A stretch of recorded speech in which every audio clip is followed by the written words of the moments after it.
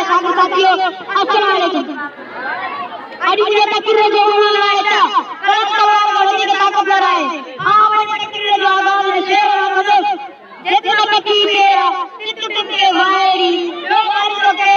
Cavour की कीर कर दे जनाब सतर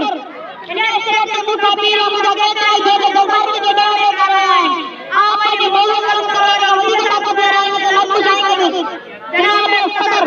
कलम कहना है जो बोला है धंधू करे भी एक भूमि में नाम कट गई पर धंधू पे दिमाग में खड़ी नहीं है बाप को वाली को सब लोगों ने इधर सब तो खुद देता दिमाग में आप आई सवाल में कलम लगाए उन्होंने कहा था सब खुदा जनाब सतर तलवार की भाषा में इंसानी जरूरत है जिन्हें कलम इंसान जो अपनी कलम को बता रहा है खराबी को सबक मिल रहा है कलम लगाना है खूब से इंसान हाथ में ना पड़ा ना समझ गया है